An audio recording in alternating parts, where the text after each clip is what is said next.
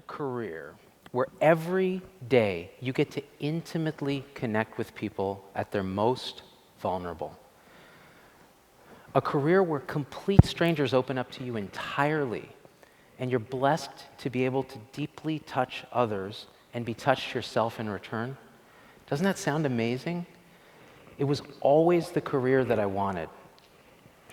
But the harsh reality is that becoming an adult film star has a huge barrier to entry.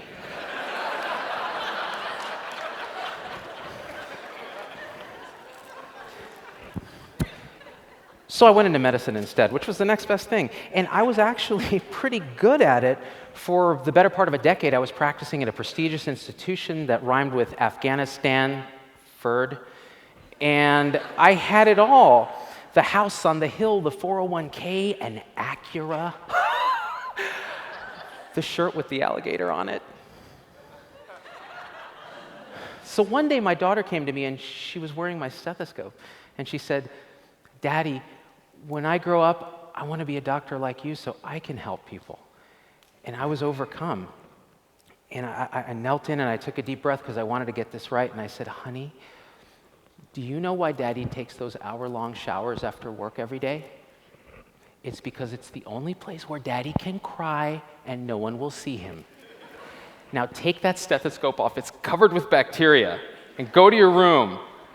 See, because like so many other physicians, the thought that my daughter might follow in my footsteps was horrifying to me because I had gone into medicine with all the best intentions. I played by all the rules, I checked all the boxes, and then when I arrived at what was supposed to be a fulfilling career, when I looked in the mirror, all I saw was a disconnected, burned out zombie with a stethoscope covered in bacteria. What happened to me? I just wanted to be a rock star when I was in school, yo. I had the guitar. I had the mullet. What I was lacking, though, was one thing that in those days was a prerequisite for fame, and that was something they used to call talent. And so again, on to plan B, which was medicine.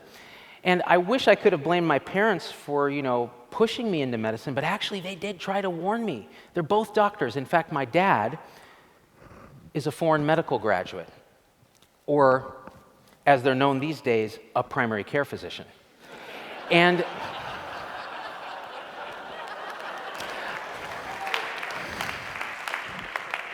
I know it's pretty funny, he's Indian, which means I'm Indian. Because, you guys were like, "Yo, C-Dog, you must be black." No, not quite Indian. But my dad was really old school. I thought I was black, too. It didn't.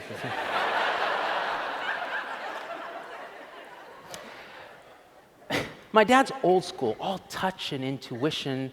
One time I asked him about ultrasound, and he said, "Ultrasound? What do you think, money grows on trees? Why do you think my ears are so big? Because I listen." I was like, "So, you take a good history?" I said, "I listen. Watch this." And he went up to a pregnant woman's belly, and he went, "Ah!" It is a boy. Roughly 7 weeks. And I was like, "That is pretty dope, Dad. I want to be a general medicine doc like you." And he said, "Don't talk rubbish, general medicine. Listen, Babu, don't make the mistake I made. This system does not pay you to think. It does not pay you to prevent disease. It pays you to do things to people, preferably to their rectums. Babu, there are 5,000 rupees in everybody's colon. Just go with the scope and take it out. Do GI, become a specialist." And with that advice, I began medical school. And it turns out medical school is a lot like Hogwarts. They pluck you out of regular society. They teach you that you are different from the muggles or non-medical folk. Instead of owls, we use pagers, which are somehow more archaic than owls. We do potions, defense against the dark arts. How do you think I got this scar? I'm the doc who lived, yo. And we're taught the magical medical words like tenesmus, which of course means the urge to poop your pants. And speaking of poop your pants, this one time in microbiology class, our professor actually made us bring in our own stool samples to culture. And of course, it was one of these new things in medical education, learn by pooing. And so we were, of course, completely humiliated. Each of us had heads down, totally like, we each brought in the tiniest possible quanta of feces, wrapped in all this brown paper with a big biohazard sticker on it, and hidden under our coat. And then in walks one of our classmates, and she's holding aloft a mason jar, into which she had dumped the entire contents of her morning constitutional.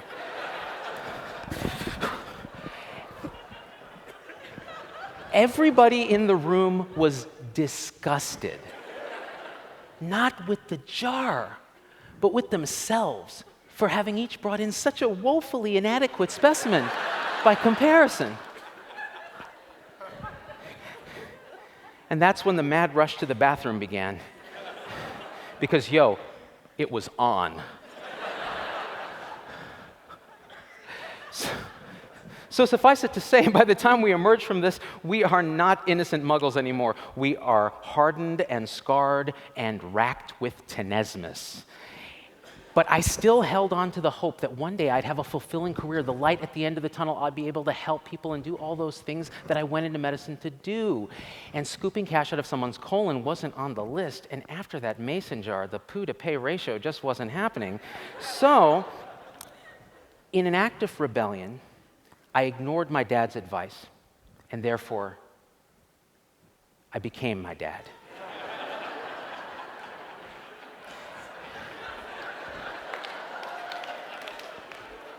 General medicine. And for nearly 10 years, a typical day in my life went something like this. It begins with a mad scramble from room to room, seeing complicated, sick, and scared patients and their families, followed by 3 hours of paperwork using an electronic medical record that's 2 keystrokes away from becoming sentient and destroying humanity, all the while answering phone calls from insurance companies, colleagues, and administrators, each asking that I do more and more with less and less, while improving quality and patient satisfaction. And speaking of which, that patient for whom I refused Vicodin because I was convinced it was destroying his life just ripped me a new one on Yelp. And I get through my 31st voicemail, and I'm trying to delete it, and it won't delete, and I'm thinking I have to call IT now, and then I realize the reason it won't delete is that it's a live person I'm talking to. And it's my wife. And she's asking me to come home. And when I finally do get home, I can't be present with my 2 little girls because all I can think about is, could I have missed something in this insane shuffle that could hurt or kill somebody? Lather, rinse, repeat for an entire career. That's when I came up with the idea for the empathy robot. The tagline was, "It cares, so you don't have to." It was simple. Disney has animatronics. I figured we just scan the faces of pediatricians because they're the best at pretending to care. And you program in the patient's name in the back with the diagnosis, and in the empathy robot goes, and you can go finish your paperwork. Something like this. Greetings, Mr. Williams. I understand from my review of the chart that you are suffering from gout. This must be exquisitely painful. My sensors indicate that you are in some degree of denial about your diagnosis. For anger, press 1. For bargaining, press 2. Para español, oprime el número 3.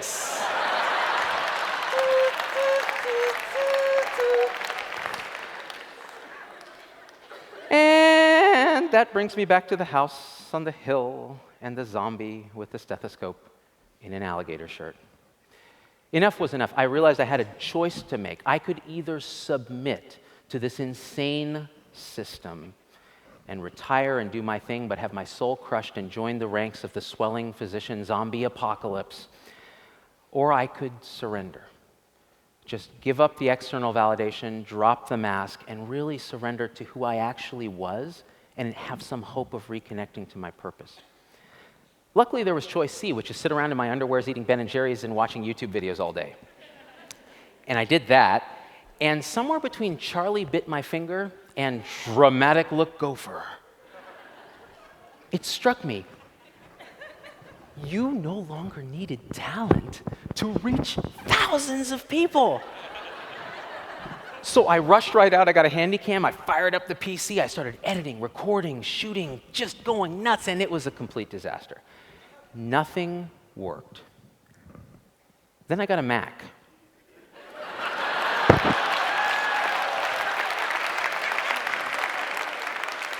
"60 videos later and nearly 1 million views, ZDoggMD is in the house."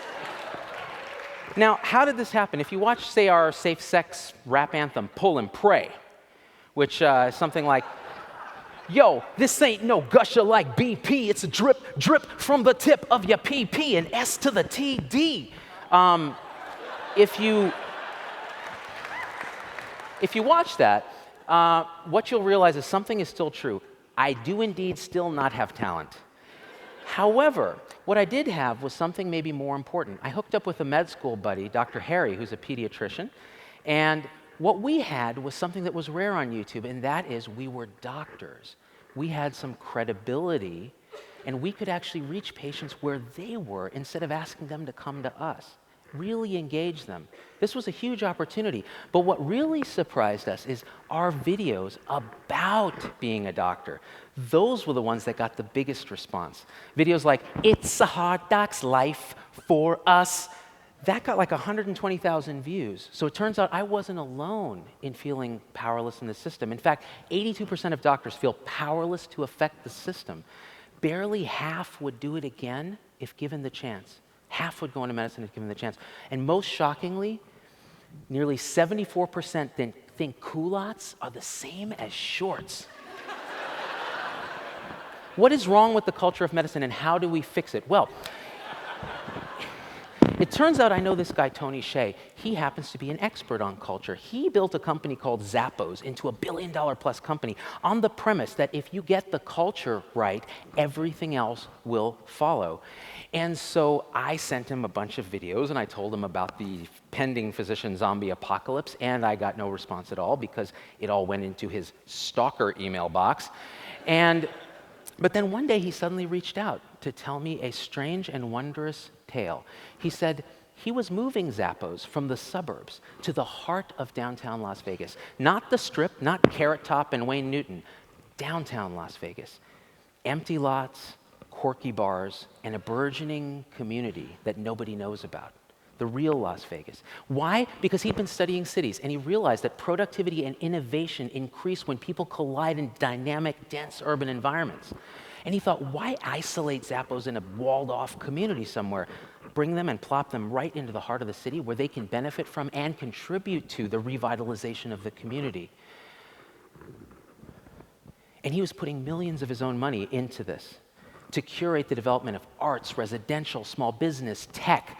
His new company, Downtown Project, was aiming to turn Sin City into Sim City and do it in record time. Because as he says, in our lifetimes, 75% of humans will live in cities. So if we fix cities, we sort of fix the world. The only thing missing from his plan was a little something called healthcare. And it turns out Nevada has some of the worst in the nation. So this was his proposal. Quit your job, move your family to Las Vegas, and head up our healthcare efforts. And I was like, what healthcare efforts? And he's like, I don't know. That's why I'm asking you. And I was like, what? I have a 401k. 401k? I can't give that up. I'm a doctor. So I turned to my dad, because that's what I do when I'm scared. I said, Dad, what should I do? He's like, this guy wants you to move to the desert to sell some shoes for Zappos? I was like, no, it's not quite like that. Listen, don't take risk. You are a doctor.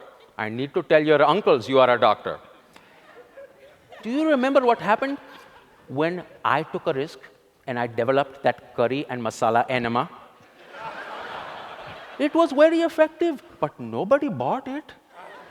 Dad, that's because you cannot call an enema the ethnic cleanse. It's just not cool.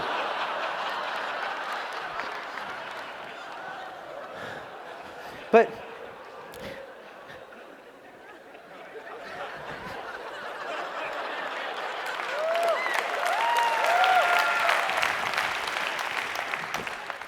Game face, people. I began to realize, though, that my dad, myself, countless other doctors across the country had the same mindset. Our years of training had this horrible side effect because each step of our lives was laid out for us for years. And if we just kept our head down, followed the rules, we'd progress to the next step. But each time we did that, we lost a bit of our autonomy. We lost a bit of our ability to take risk. We lost a bit of who we were. And by the time we arrive at our destination, we find a system that is so abhorrent to who we really are, and yet we can't stop playing the game of learned powerlessness, deference to authority, a shuffling zombie denial. And when I realized that, I did something that was the hardest thing I've ever done in my life. I actually chose real surrender. And when I told my family that real surrender meant moving from the Bay Area to Las Vegas, they were super thrilled.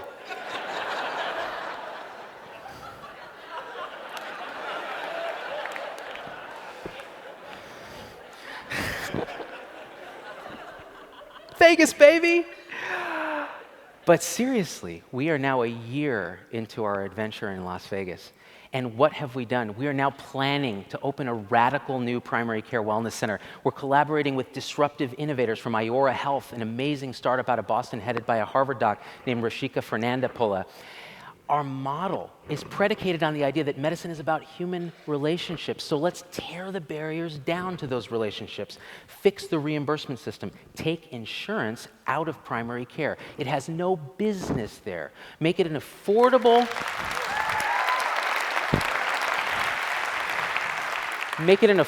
flat fee that incentivizes everyone to keep everybody well.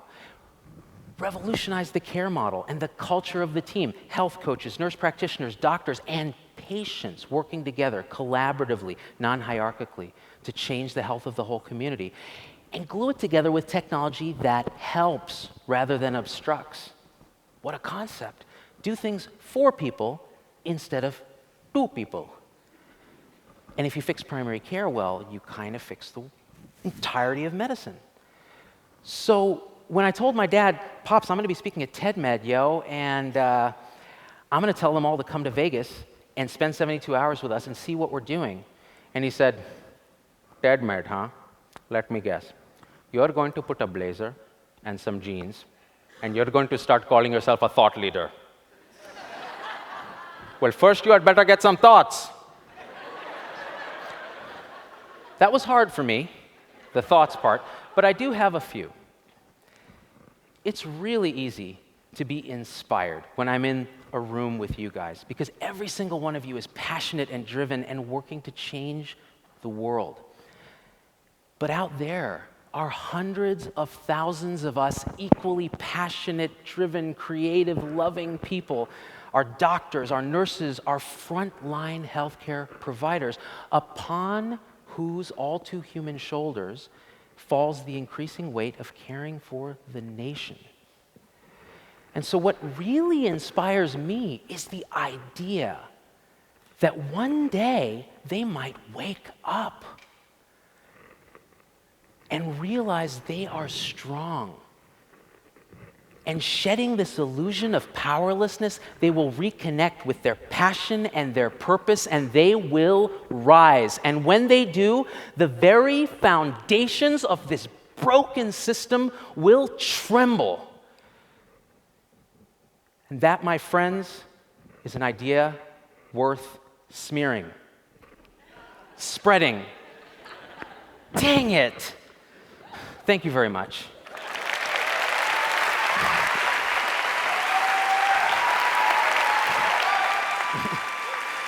Oh.